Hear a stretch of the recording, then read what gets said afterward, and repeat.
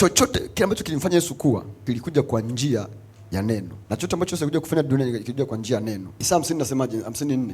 Bwana Mungu amenipa ulimi wa hao wafundishwao, nipate kujua jinsi ya kumtegemeza kwa maneno yeye aliyechoka. Uniamsha asubuhi baada ya asubuhi, uniamsha sikio langu nipate kusikia kama watu wafundishwao.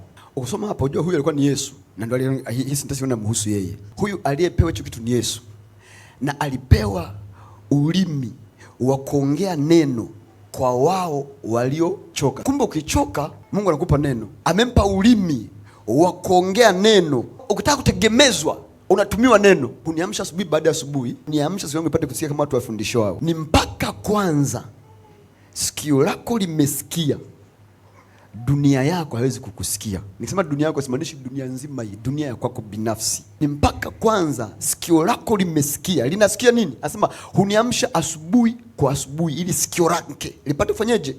Kusikia. Linasikia nini?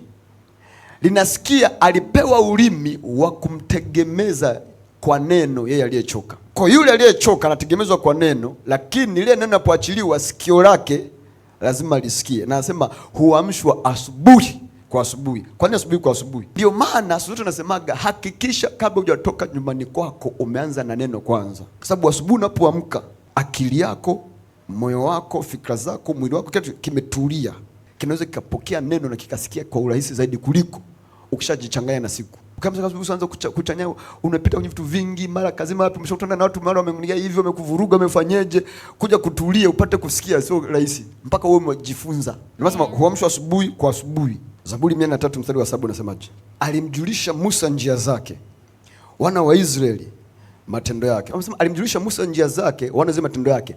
Njia za Mungu ziko kwenye neno la Mungu. Hakuna namna ambavyo utazijua njia za Mungu nje ya neno lake. Alimjulisha Musa njia zake, wana wa Israeli matendo yake. Kwa wana wa Israeli walikuwa wanaona miujiza peke yake, ila Musa anajua namna ya kufanya hiyo miujiza. Kwa hiyo unapokuwa unazijua njia za Mungu, unakuwa na uwezo wa kukomandi matokeo au matendo makuu ya Mungu. Na matendo makuu ya Mungu ndiyo maisha yenyewe ya kiungu duniani, kwa sababu hakuna njia za Mungu nje ya neno la Mungu. Njia za Mungu zote ziko ndani ya neno lake. Yesu alisema kwenye Yohana 6:6, anasema kwamba aliwauliza kuhusu chakula kwa wale watu 5000. Alisema akijua ni kitu gani atakachokifanya. Kwa alikuwa anajua namna ya kufanya ili azalishe mikate ile watu wale zaidi ya 5000. Maana sema alimuuliza Filipo, Biblia sema huku akijua atakalolifanya. Alilijulia wapi? Alilijulia kwenye Yeremia 30:19, kwao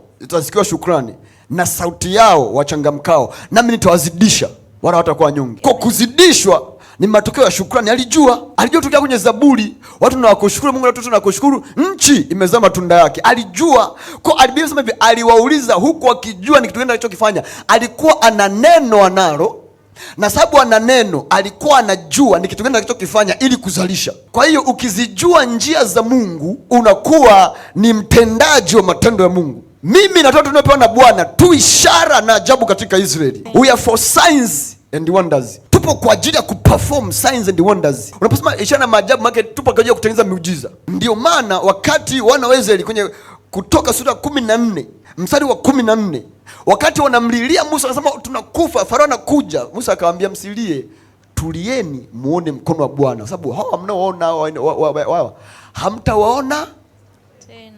Na hicho ndicho kilichotokea. Kwani waliona tena? Ukienda mbele kwenye kitabu cha Hesabu, Kumbukumbu, wakati wamemzingua Musa, wakataka kumpiga mawe, Musa akawaambia tulieni.